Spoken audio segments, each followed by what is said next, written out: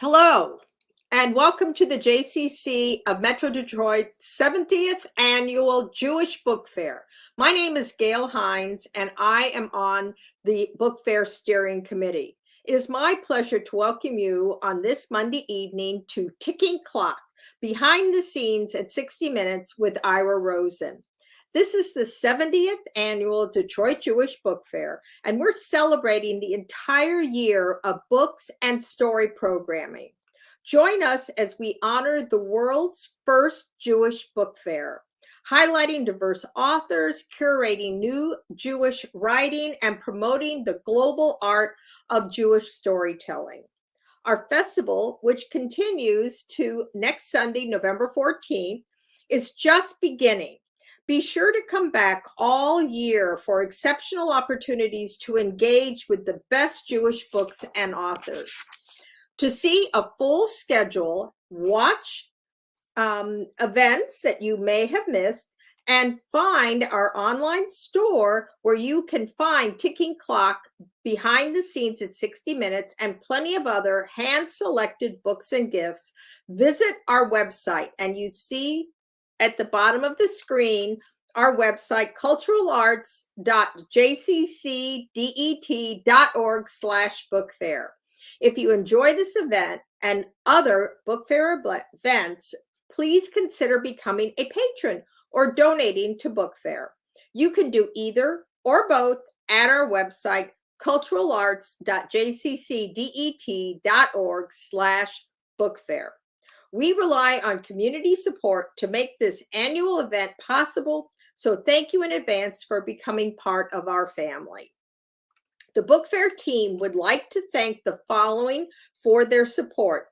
Day sponsor Esther and Neil Zelenko, sponsor Brenda Brook and Joe Feinstein, co-sponsors the Sis Magzel Center for Judaic Studies and Community Engagement at Oakland University, and Arlene and Mark Rubenstein, along with Temple Israel. I want to extend our deepest gratitude to the whole book fair community. Your dedication, innovation, commitment, and hard work have made all of this possible. We have a dynamic event for you this evening, and we want you to be part of it. You can ask questions and offer comments in the YouTube comment section below or by texting the number in the corner of your screen. Our speakers have a great discussion prepared for you, and they will take as many of your questions as they can. While you're here at our YouTube channel, don't forget to like this video and subscribe to the channel and click the reminder bell. That way you'll never miss any of our exciting events. The focus of tonight's event is Ticking Clock, Behind the Scenes at 60 Minutes. We have with us the author of the book, Ira Rosen, as well as local broadcaster Sherry Margolis, who will moderate the discussion. Highly entertaining, dishy, and unforgettable, Ticking Clock is a never-before-told account of the most successful news show in American history. Two-time Peabody Award-winning writer and producer Ira Rosen reveals the intimate, untold stories of his decades at America's most iconic news show. For nearly 25 years, Ira Rosen has produced some of the most memorable, important, and groundbreaking stories for 60 Minutes. A former Nieman Fellow at Harvard University, Rosen was a senior producer of Primetime Live with Diane Sawyer. Additionally, Rosen has won 24 national Emmys, 4 DuPont Awards, and 2 RFK Awards for his work. He is the author of The Warning: Accident at 3 Mile Island. Moderator Sherry Margolis is a former Fox 2 news anchor and 7-time local Emmy Award winner, among other prestigious awards. Please join me in welcoming Ira Rosen and Sherry Margolis. Thank you, Gail. Thanks for having me. Before I begin, I want to tell a little bit about my own experience in Detroit. I worked for the Pontiac Press a long time ago. I'm not going to tell you how long ago it was, but I was in charge and tasked with trying to find out who killed Jimmy Hoffa. And so the way I went about it is there was one gangster who I really, really wanted. And I heard he liked pizza. So I went to his house and I knocked on his door with a hot pizza, introduced myself, Ira Rosen of the Oakland Press. And I opened up the pizza box. And there's certain urgency that comes with the smell of a hot pizza. And so he said, "What do you want?" And I said, "I'd like to talk to you a bit about, your business, if you will." And he said, "Get the hell out of here." And I just said, "Listen, I have a pizza here. It's half mushroom, half pepperoni. I prefer the mushroom, but if you insist, I'll eat the pepperoni." Anyway, he invited me in. He couldn't help himself because he loved that smell of the pizza. We talked, and he ended up becoming a source of mine in Detroit. But I did not find who killed Jimmy Hoffa. But I had to sort of segue into that. I love Detroit, and it was a real great learning experience for me. But I didn't go from Detroit to 60 Minutes. What happened was, after I worked in Detroit, I went to Rolling Stone magazine and covered 3 Mile Island and did some stories for Rolling Stone. And then after I did that, I wrote a book on the accident at 3 Mile Island with Mike Ray, who wrote The China Syndrome. And then I hooked up in New York City at WOR-TV. And WOR-TV was more known for the place of $1 Million Movie. But what happened was they created a news magazine, and they hired me because they figured they could get me on the cheap and they could kind of teach me the business. So I did a few stories, and one of the stories was seen by Don Hewitt, who's the executive producer of 60 Minutes. And what I want to do is read you a little bit of basically how it all began. And it's chapter 1, and I think most people could recognize a little bit of some of the people who I'm going to be talking about. So this is chapter 1. It's called The Phone Call. My path to 60 Minutes began on June 1980 when the phone rang at my parents' home in Fresh Meadows, Queens. "Is this the home of Ira Rosen?" the caller asked.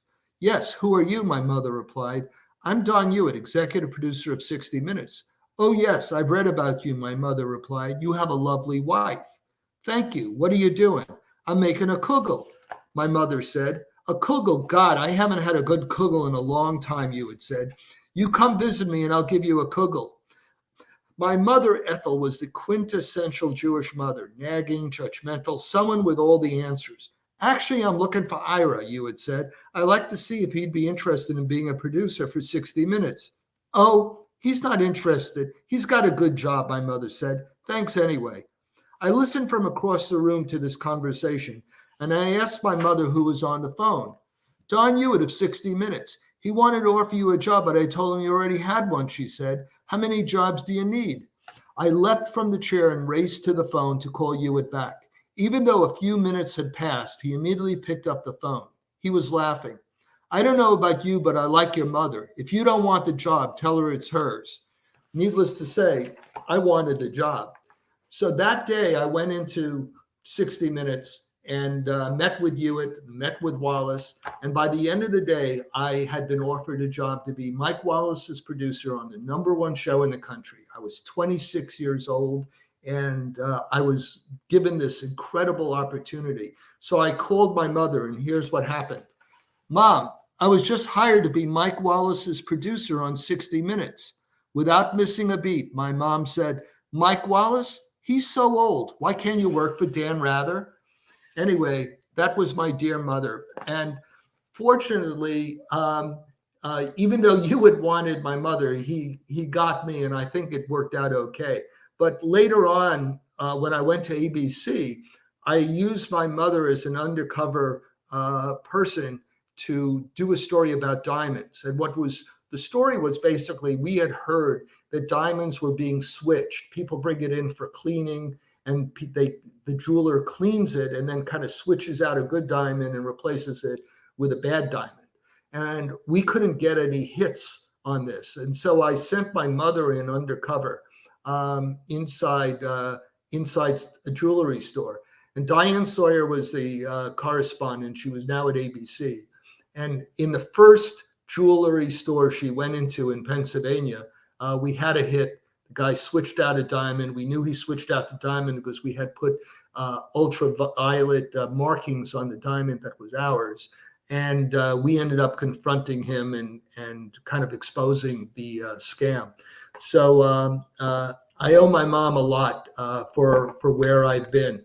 But let me get to talk a little bit about 60 Minutes, since this book, which is what I wrote, Ticking Clock, is really about my adventures working with 60 Minutes and mostly with Mike Wallace.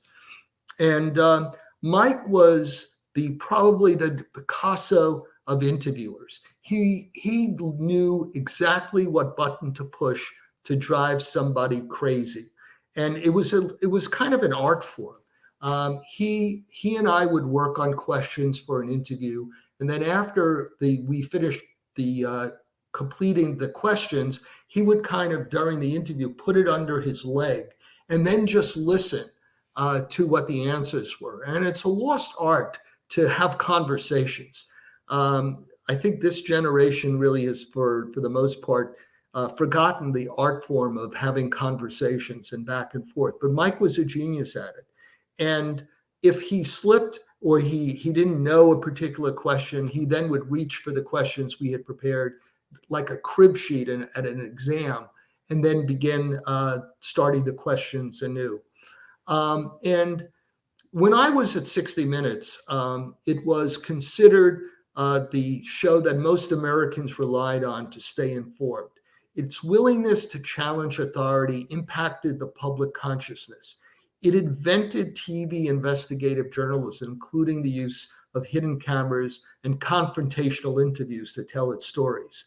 And today, the world we're living in today, there's a dilution of news and thousands of potential news sources. But in its heyday, the only TV news magazine was 60 Minutes, with a viewership each week that rivaled that of the Super Bowl.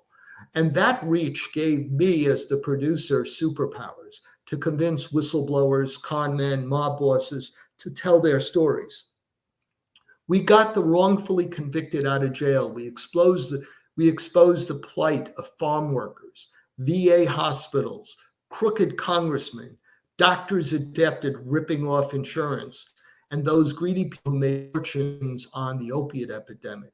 We were crusaders, we were muckrakers, and we were appreciatively referred to as the fifth estate of government for righting the wrongs of society during a time when our work was not dismissed as fake news.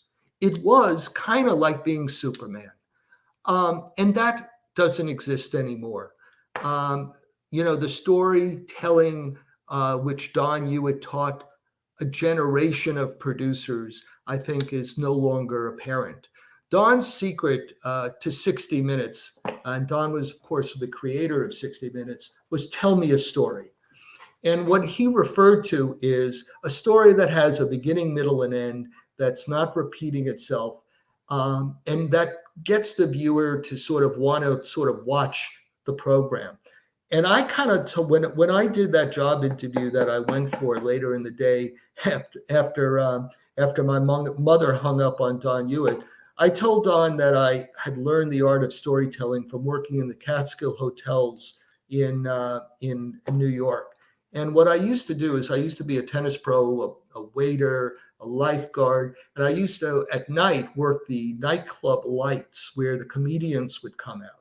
It would be Jan Murray, it would be Henny Youngman. And of course, like Henny Youngman, for example, had the great joke, take my wife, pause, please. Or I'm going to take my wife to a place she's never been before, the kitchen. And if you notice, those jokes have a beginning, middle, and end. They're told in a very concise manner, and you have an emotional reaction to it. And that is the trick of a really good story. And Don brought that to 60 Minutes in those days. And we always tried to find stories that had that kind of dimension to it. And some of these stories also that worked really well was what Don called a Hey Mildred story. And what he meant by that was he wanted a couch potato to scream out to his wife, "Hey, Mildred, come on over here. You won't believe what's on TV. You got to watch this." And that was also a trick of 60 Minutes. And you wanted to create kind of a story that created a food fight. So, for example, if we were doing a story, which I still remember, I think it aired 40 years ago, Driving While Old, and it was a story about these old people who shouldn't be driving a car, but are allowed to drive because if they wouldn't get a license, if the judge would take away their license, their life would end. And so it was this story where you see these people and you're saying, oh, there's no way they should be given a license to drive. On the other hand, you see that if they didn't have a license to drive, their life would essentially be over. And you saw the conflict with the judge, who in many of the cases just said, keep your license, just be careful.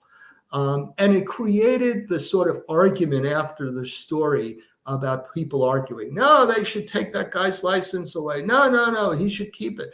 And that also was a real secret of 60 Minutes. Today, you see the bias in producers or in reporters, people who are, back then, being fair was part of our job. And we didn't think twice about it. Today, if you are, quote, fair, you're celebrated as some great journalist. And that was not the case back then. And being a producer on 60 Minutes, the job of a producer is you find the story, you write the story, you cast the story, you edit the story, and then the correspondent comes in at parts of the process and works with you.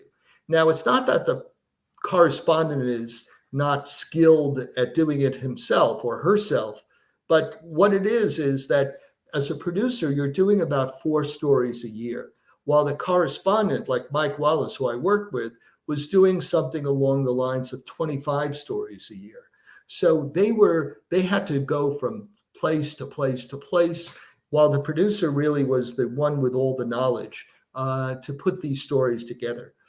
And one story that Mike and I did, which shows you sort of the chemistries that sometimes develops between producers and correspondents. We did the first interview with Jimmy Carter after he left the White House. Now, Mike had a bias. His bias was he was friends with Ronald Reagan, who had succeeded Carter, and he was not looking forward to this particular interview. And I had spent a little time with Carter and genuinely liked the man. He was incredibly smart. He gave me a lot of time. It was funny, during one of our sessions before we actually sat down to do the interview, I said to him, Mr. President, I voted for you because you said you'll get the UFO files released. And immediately he said, I tried. I said, what do you mean you tried? And he said, well, I called the CI director to the Oval Office and I said to him, I'd like the UFO file. And the CI director said, you can't have it. You're a civilian. You're only here for a short time and that's not open to you. And Carter was new on the job and he didn't realize he could have fired the CI director, who, by the way, the CI director was George Bush. So that was sort of an interesting story. But when I brought this up with Mike, he had such a nervousness about the interview because he worried about offending Reagan. He didn't want to ask that particular question. He said, oh, stop it with your UFOs. No one cares. It's a bunch of BS. Let's just do the interview. So we sat down and did the interview. And it was really, really difficult. Mike just wanted to beat the hell out of him. So at one point during the interview, I said, Mike, ask him about human rights under Ronald Reagan. And Mike refused. I'm not going to ask him about human rights under Ronald Reagan. I said, Mike, ask him about human rights under Ronald Reagan. I said, Mr. President, will you tell him to ask you? And Carter said to me, Ira, don't get me involved in your silly little questions. I said, Mike, you're embarrassing me. Ask him about human rights under Ronald Reagan. So Mike, this is how he asked the question. Human rights under Ronald Reagan. Carter, however, saw the tension that was existing and immediately jumped on it. And he said, the first thing that this president did was send Jeane Kirkpatrick down to snuggle up to Pinochet. And that sent a message that human rights is no longer operative in the Ronald Reagan administration. And Mike said, pretty good. Carter turned to me and said, how did I do, Ira? And I gave him a thumbs up. Mike turned to me and said, a-hole. And that quote ended up becoming front page the day after the story appeared in most newspapers in the country. Later in the day, we were doing an interview with Rosalind Carter, and I went to Carter, Mrs. Carter, and I said, listen, Mike is a real fan of Nancy Reagan, and he's going to pull some punches on you. And she said, okay. And I said, listen, just go after him. She said, I'll do my best. So she said to us, I wouldn't trade places in history with Jimmy Carter and Ronald Reagan. And she then said, of talking about Reagan, and listen to this quote carefully, she said, this president makes us comfortable with our prejudices. And it was like a punch to the face to Mike. That's not very nice. That was his only response.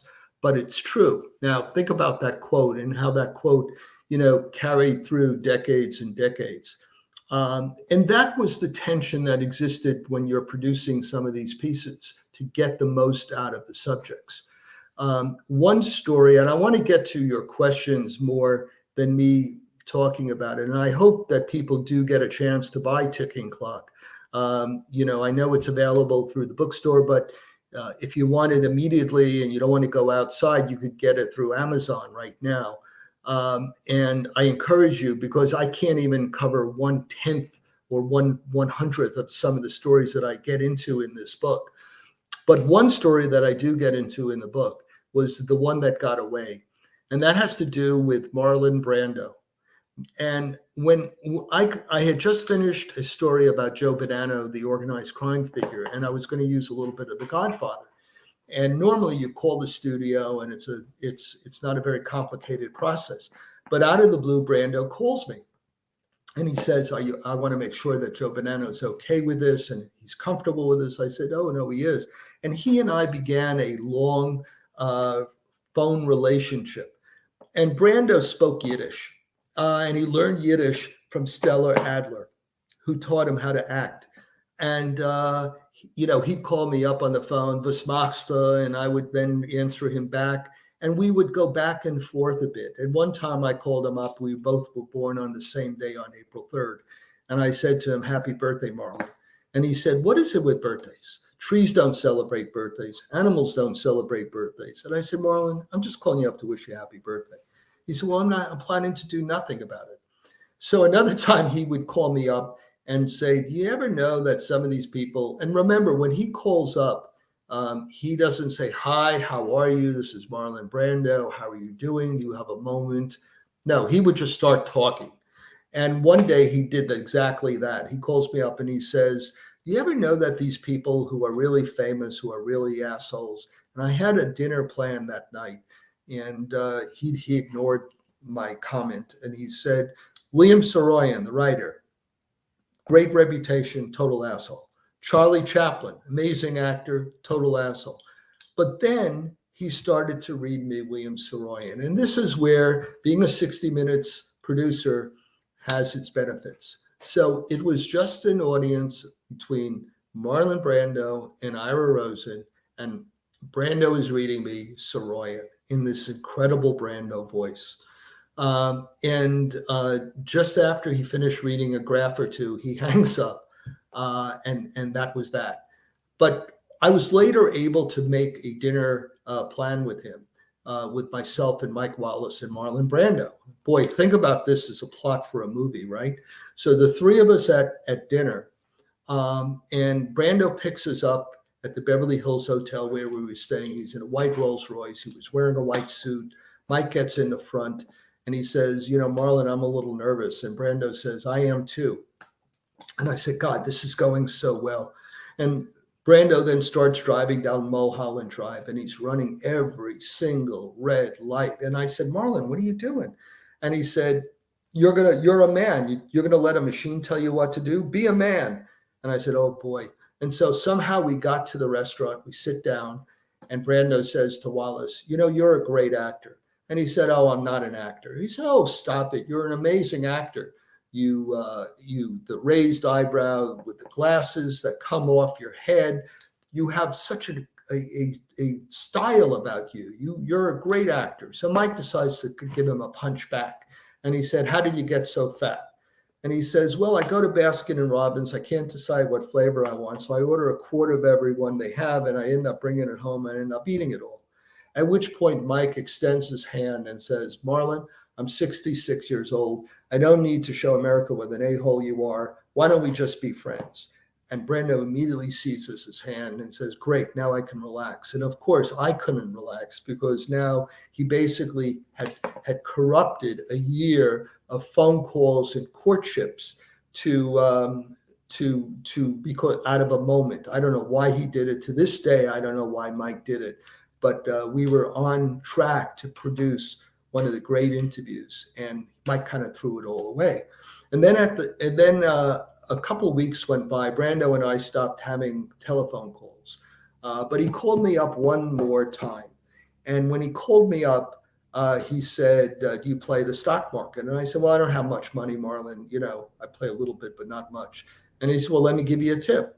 I said, "What's that?" "It's a company called Apple." And I said, "Well, I never heard of it." He said, "You will, trust me, put your money into it." I said, "Great." So then I went back to Wallace and I told him about the conversation, and he said, "You're going to buy the stock." I said, "Are you crazy? Why would I take a stock tip from a guy who can't decide what flavor ice cream he wants?"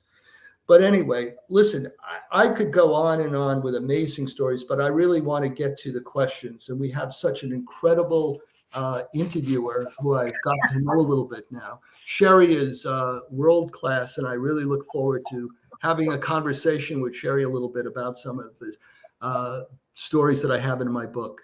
So Sherry, it's you. The floor is yours. Ira, I've got to tell you, I loved the book. The book is fascinating. It is, I mean, as a journalist, obviously, I was especially interested, but I think anybody would be. The stories you tell and the people you know. I would love to have your Rolodex.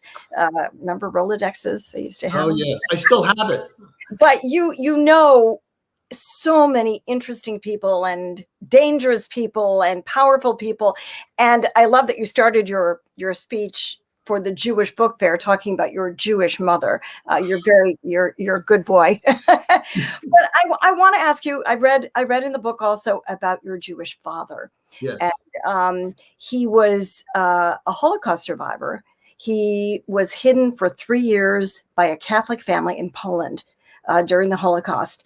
And so his story is so powerful.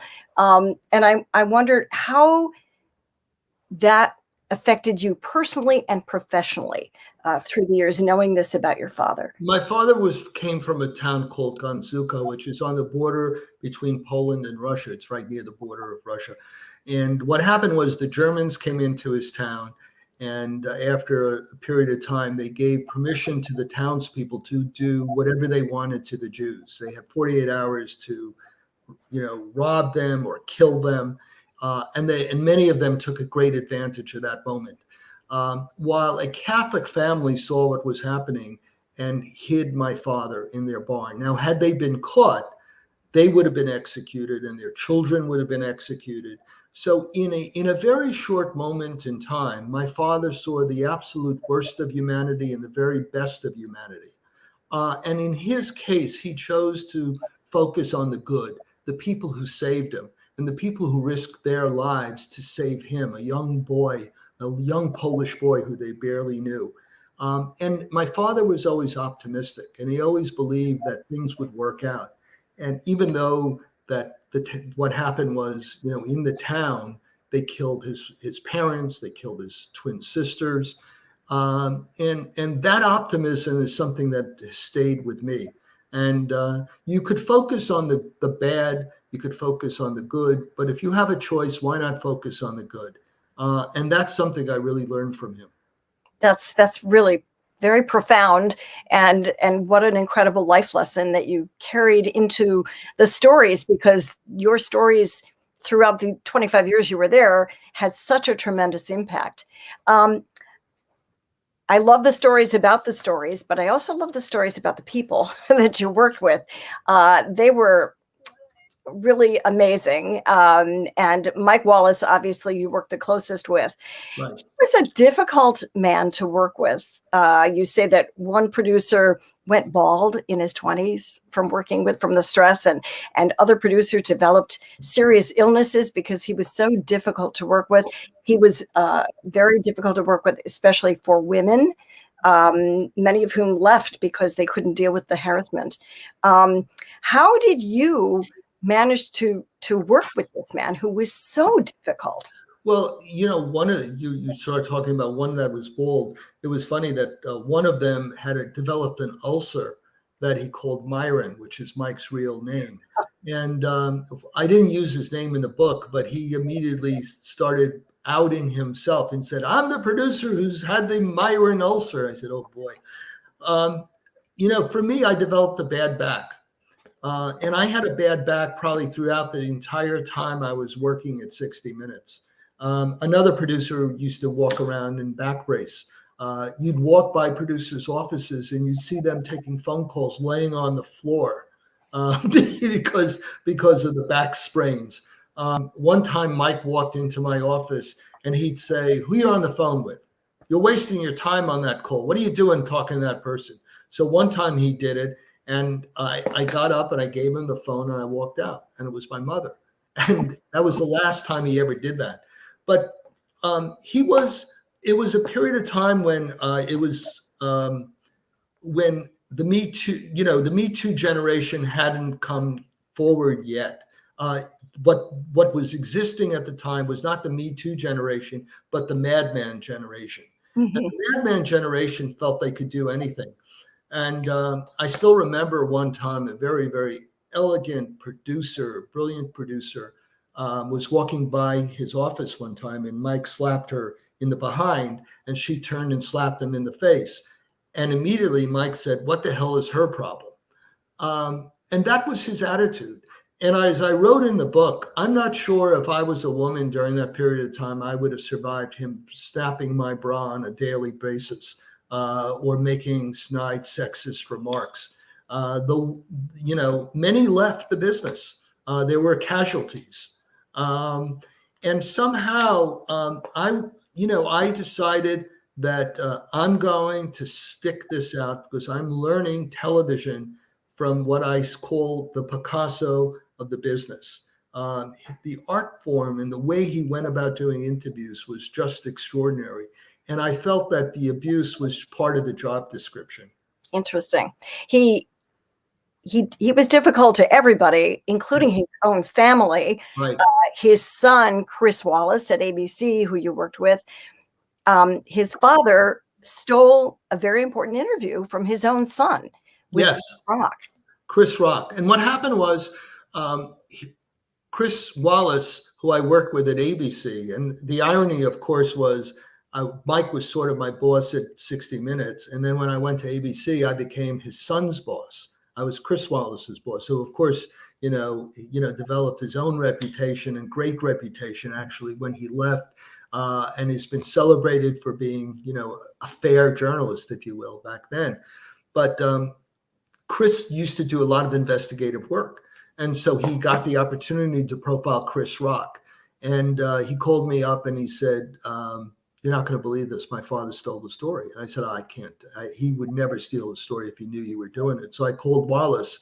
And again, as I said, you just start conversations sort of in the middle. "Mike, are you stealing this Chris's story about Chris Rock?" "Oh, Chris Rock is such a good interview. I said, "That's not the point. You're ripping off your kid. He'll get over it." I said, "Mike, you have a choice. Either you could do Chris Rock or Chris will speak at your funeral. You can't have both." And Mike paused for a moment. He said, "Let me get back to you." And so he goes off the line, calls me back 5-10 minutes later. And he said, "I solved the problem. I gave it to Ed Bradley." I said, "Mike, didn't solve the problem. You're still ripping your kid off." He said, "What are you talking about? I'm not doing the story." And that's how his brain worked. And they didn't talk for months and months as a result of that. That's really sad. I mean, it is sad. He was a very complicated man, brilliant at what he did. But I was very interested in your book because you tell about another side of Mike Wallace that many people really didn't know about. He suffered from depression. Yes. He attempted suicide, and his son, teenage son, died very tragically. And then he eventually went public with his battle. Well, of all the stories that Mike did, probably his greatest accomplishment for doing good was blowing the whistle on his own depression. Because if it could happen to Wallace, it could happen to anybody. And Mike was suffering depression unbeknownst to me and many of the people that work with. In fact, I think all the people that work with him during the time I was working with him. And doctors at the time told him, don't reveal your depression. It'll be bad for your job. People will lose respect for you. I mean, remember, this was a period of time when having depression was sort of a stigma. And I remember one time we were going to Lewisburg Federal Prison and we were driving, and Mike started to punch the window and his hand got all bloodied. And then on the way back from the prison, he asked me to pull over and he threw up on the side of the road. He was under extraordinary pain. It finally broke. We had done a story and he called me up Sunday night after the story appeared. And he said, kid, by the way, he never called me Ira. It was always kid. And he said, kid, I saw the story. I watched the story, but I have no memory of ever doing the story. He checked himself into the hospital and then he began to treat himself for the depression. Very interesting. So let's talk about some of the other people who I know the audience wants to hear about. Sure. Let's talk about Diane Sawyer and Barbara Walters, who worked together with you at ABC. And I mean, we've heard a little bit about their rivalry. They counted how many words each one read and who said hello at the beginning of the broadcast and who said goodbye. And there was an encounter in an elevator that I thought was really a great story. Tell us what their relationship was like. Yeah, so you got to understand they were two titans. They both were, and I worked with Barbara. I did one story with Barbara, and they were two of the most unbelievably talented people I've ever worked with. Diane would work night and day on stories. There was one story we were doing about school violence, and she was in a kind of a tracksuit. She wore these big glasses. She did not look the way people have seen her on magazine covers. And she looks at her watch. It was midnight. And she said, oh my God, Lorne Michaels is throwing a surprise birthday party for my husband, Mike Nichols, of course, the great director. And she forgot. And then she runs off to the bathroom and comes back, and then she's totally glammed. But she always put work first. And Barbara would work night and day on her questions. And what Barbara used to do is she used to put it on cue cards. And people would give her the questions and say, oh, this is a good one. This is a bad one. And I said, I wrote this one. And she'd throw it on the floor. And they competed for the best interviews at the time. But at 60 Minutes, correspondents, when they competed, if, for example, Mike Wallace would steal a story from Morley Safer, Morley wouldn't talk to Mike for about a year. Even though their offices were literally this close, they would walk by each other, not say a word. And Diane and Barbara would go to war and battle on a daily basis, but then afterwards they'd be nice and friendly with each other. They had a different approach to the competition. But I'll never forget Barbara. I did one story with her, and it was pretty tense. It was pretty tense. She knew I was a Diane person, and she gave me a little bit of a rough go. But at the end of it, she came over to me, gave me a kiss on the head. She said, I love working with a Yiddish cup. and she owned me at that point. For anybody who doesn't know what that means. Yeah, I think this crowd knows what a Yiddish cup is. So let's talk about some of the other people you worked with. Let's talk about Katie Couric, who also has a book out right now, her memoir called Going There. You worked with her at 60 Minutes, and you write about her, and you really put it on the line. I mean, you weren't crazy about working with Katie Couric. Yeah, I have a chapter in there. I did only one story with her, and I don't really want to go beyond what I wrote about in the book. I think, the bottom line with Katie is I was really disappointed that it didn't work out at 60 Minutes, because I thought 60 Minutes could have really used Katie Couric at that point in time. And I was disappointed that it didn't really work out there. Just like I was disappointed it didn't work out when Oprah Winfrey was there. Oprah Winfrey was there for a short period of time, and then she ended up leaving. But I thought having both of them would have really added a lot to the show. It seems like it was a difference of approaches. 60 Minutes was a hard-hitting, investigative profile. That was the type of story, and she had a really different approach. You write about her interview with Hillary Clinton when she was vying with Barack Obama for the Democratic presidential nomination, and you had worked on interview questions for her, and she really took it in a different direction.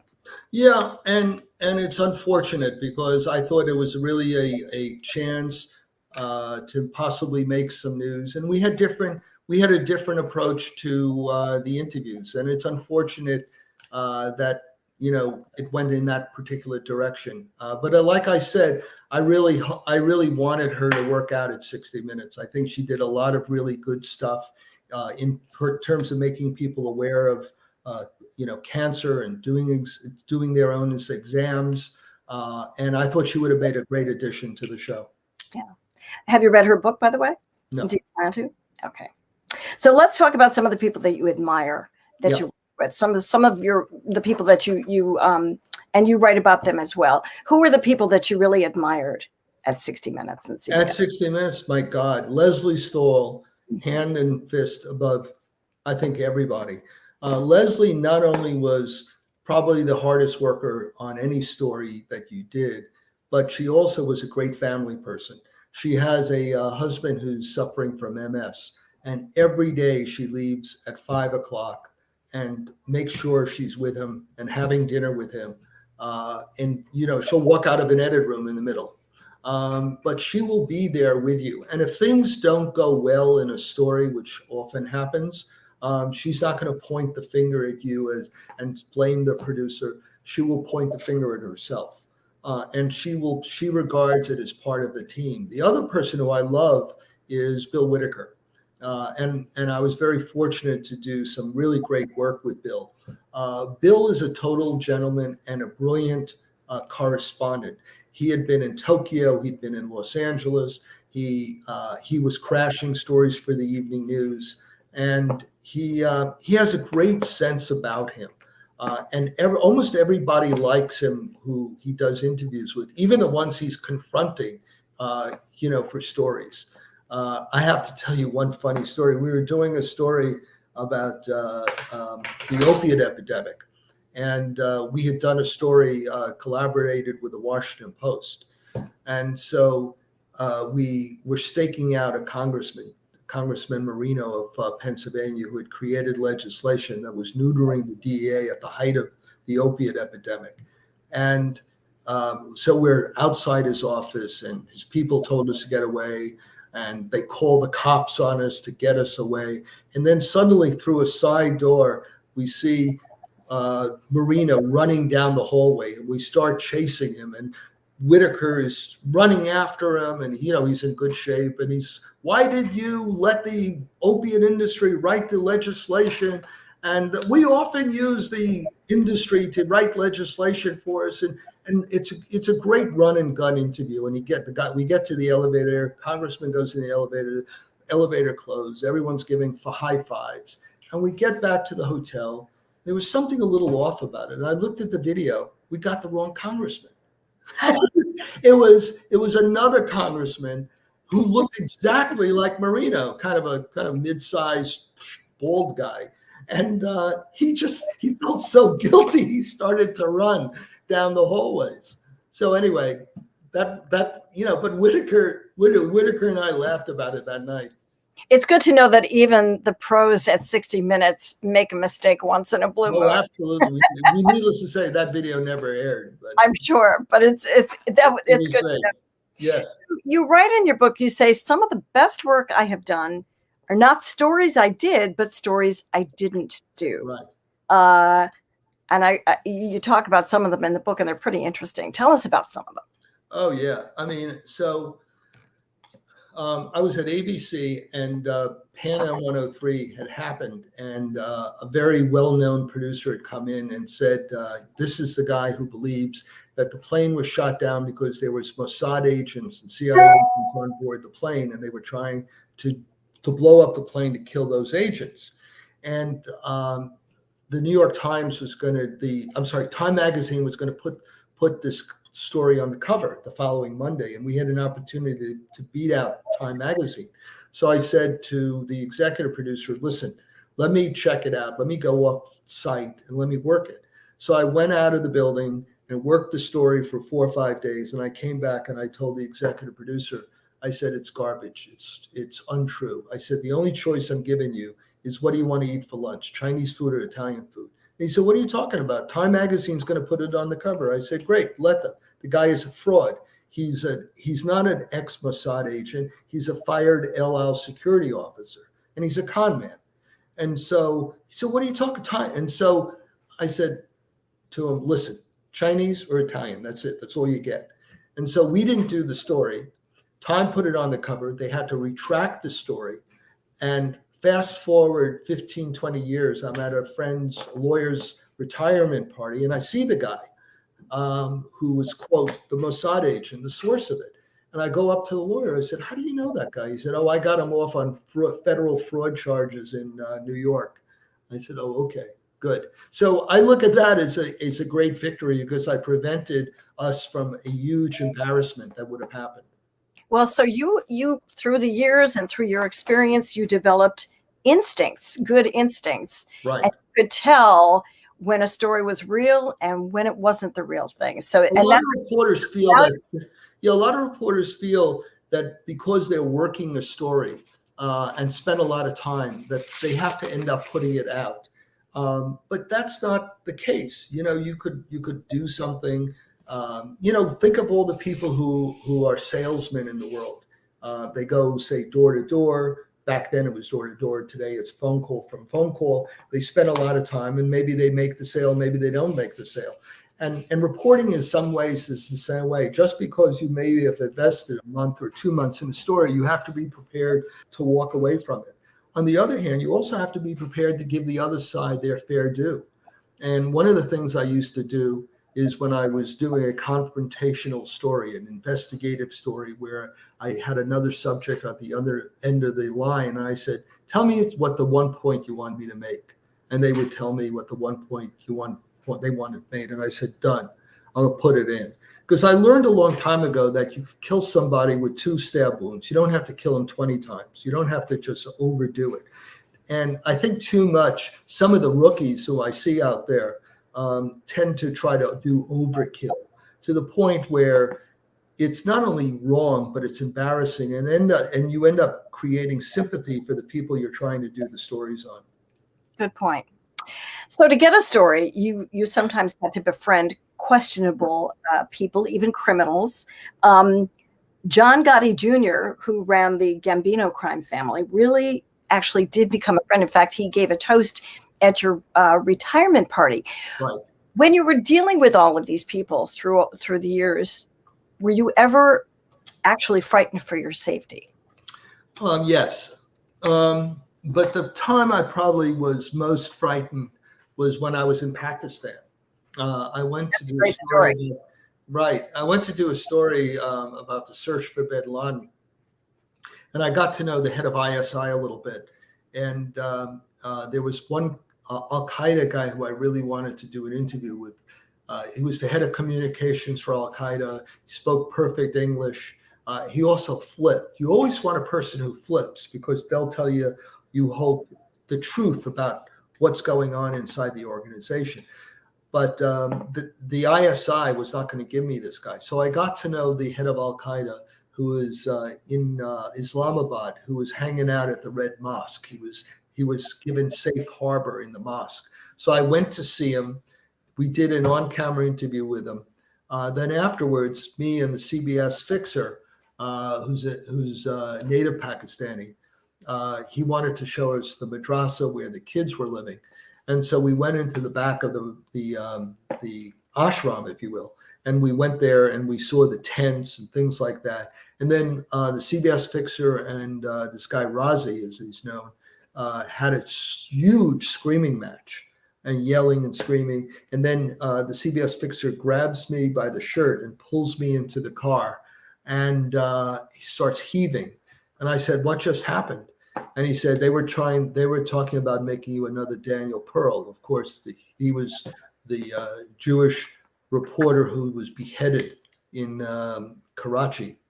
And I told him that my brother is the police chief in Kohat, which is a nearby town, and that if they touch you or harm you in any way, he's going to track down every one of your family members and slaughter them before sunrise. And that created enough of a pause, if you will, to get me out of there. Years later, I was sitting with the CBS bureau chief for Islamabad in London, and we were having breakfast, and she laughed. She said, he has no brother. he just made it up on the spot. Needless to say, that was a pretty close call. Yeah. Yeah. When you read about that in the book, it's chilling. It really is. And you had no idea. I'm sitting there with a stupid smile on my face. I had no idea what they're talking about. They're talking Urdu, and I don't speak Urdu. And it's a crazy story. I often wondered, people, what was the expression, the four most feared words in the English language? Mike Wallace is here. And the ambush interviews and all of these investigative pieces. You guys are tough. Why do people say yes? Why do people agree to be interviewed on 60 Minutes when they know it's going to be tough? Because I think they could outsmart us. And what I sort of do is tell them that if you don't go on camera, your point of view will not be heard. Oftentimes they say, he refused to appear on camera, but sent us a statement. And whenever you sort of do that, many people say, oh yeah, he's guilty or she's guilty, and they discount it. But if a person is good on camera, they have a chance to get their point of view across. And it would create a little sympathy. And also the viewer at home may feel, oh, the guy went on camera, how bad can he be?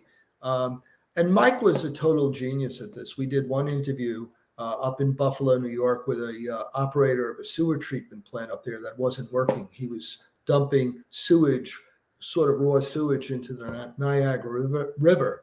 And he was saying to us, oh, the sewer treatment plant works.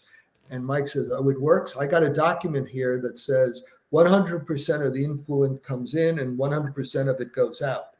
And the guy says, yeah, I have that document here on my desk someplace. And it was a great television moment.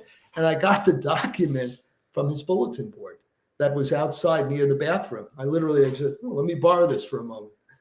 And it created the magic of the piece. Wow. That's amazing. The stories in the book are incredible. I know you said that you've been working on the book for 20 years. Yeah. So you've been taking notes, and you always knew that you were going to write this book. Why now? Were you waiting to retire? Were you waiting for certain people maybe to die before you? Well, I think what it is when I was doing it, Morley used to try to relieve this tension of the job by doing sketches. He was an artist. And he would do little sketches. For me, I would be in a meeting, and I'm not an artist. I can't draw, but I could write. So I would try to write down the scene that happened.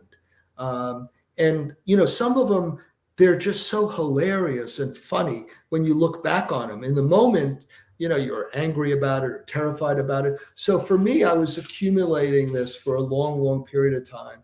And then almost like a hobby, I kind of was putting it together. And then, after Mike died, I took it a lot more seriously. And I realized the extraordinary journey that he and I had from the time, as I talked about earlier with that phone call when I was hired, to the journey of working with him, doing all the award-winning stories he and I did together, and then returning to 60 Minutes. Where now I saw a very different Mike Wallace. I saw a diminished Mike Wallace. And he was kind of more mellow.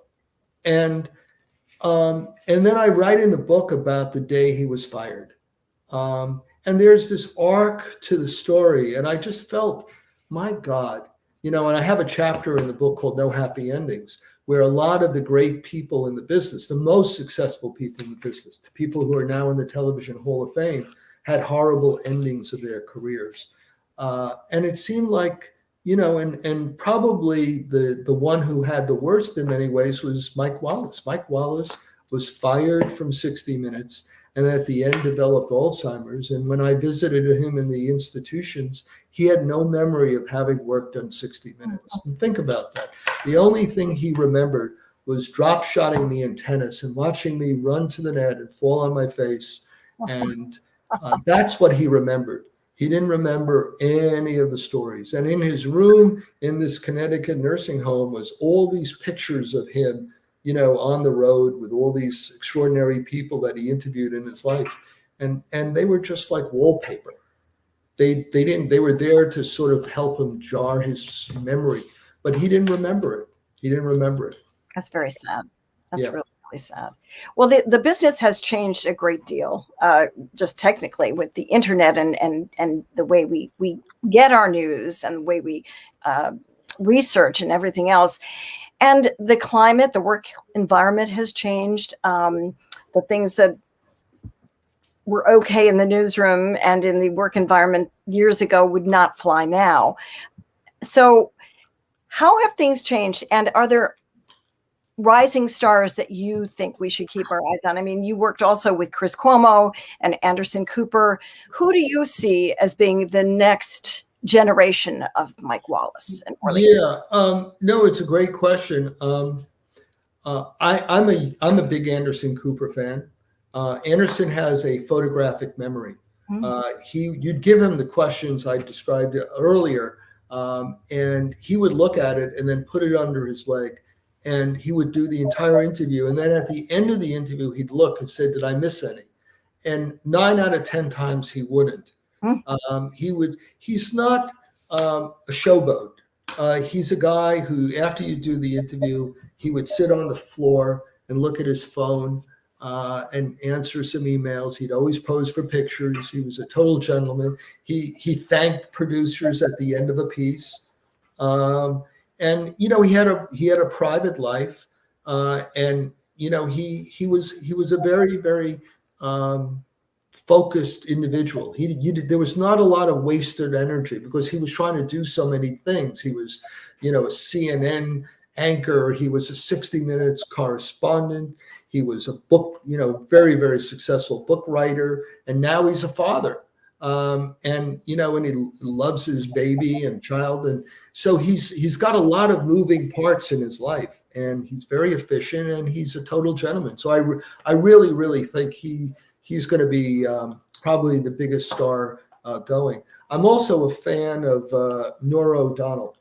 I really like Nora. I think she's really smart, really focused, ambitious, but ambitious in a good way. She wants to interview and wants to win, and she works hard, and she's a great interviewer. So I look at those two as, in many ways, as future. They're already stars. I shouldn't say rising stars. They're already huge stars, and I think they're going to be, even bigger. You have broken so many stories, and you've won countless awards, the biggest awards that you can win in journalism.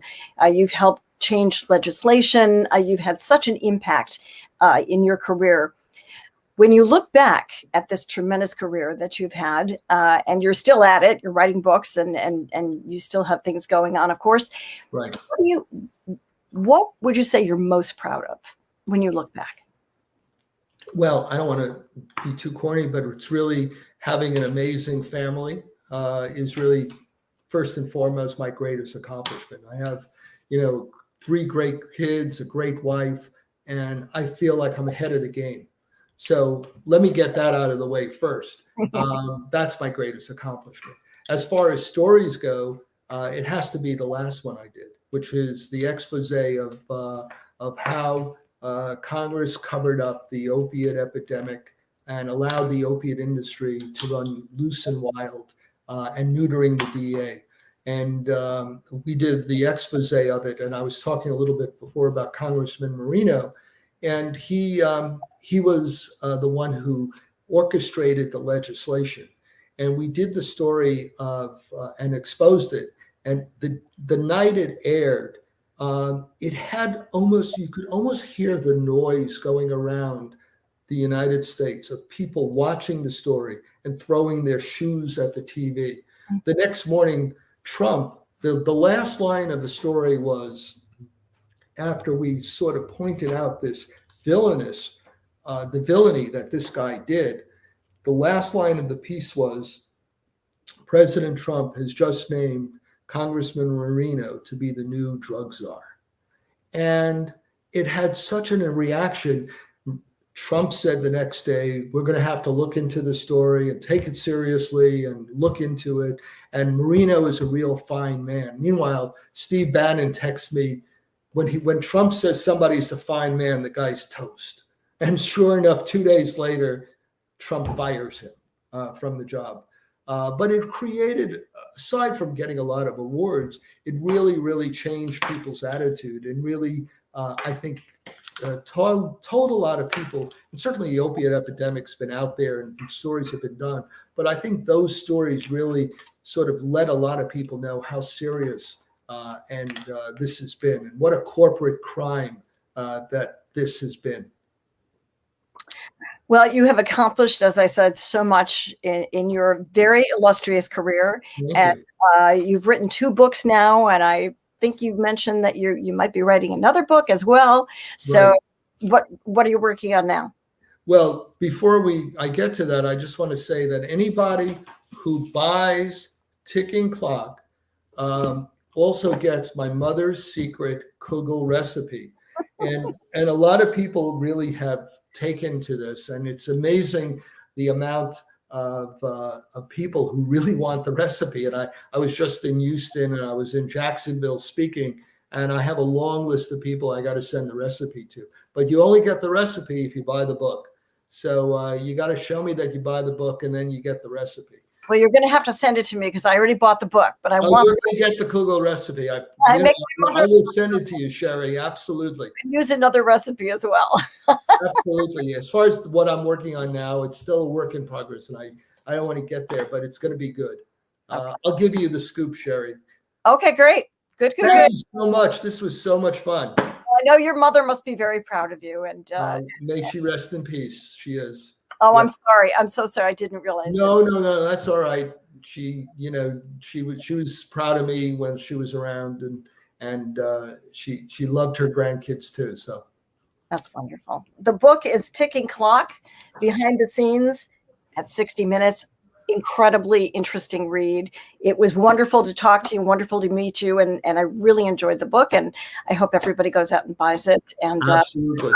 Thank you so much for talking with us. Absolutely. Thank you for having me, Sherry. Thank you. And thanks to everybody who's been here joining us. Take care, Gail. Bye-bye. Thank you so much. Thank you, Ira and Sherry, for being with us for such a wonderful, interesting discussion. And thank you to all of you at home for joining us. And I want to remind you, you can purchase the book, Ticking Clock, at our online store. Our next event is Sisters of Auschwitz by Roxanne Ben Eiperin, tomorrow, Tuesday, November 9th at 1:30. Remember to like this video, subscribe to our YouTube channel, and visit our website, culturalarts.jccdet.org/bookfair for a full schedule and ways to get involved and purchase our books. See you tomorrow.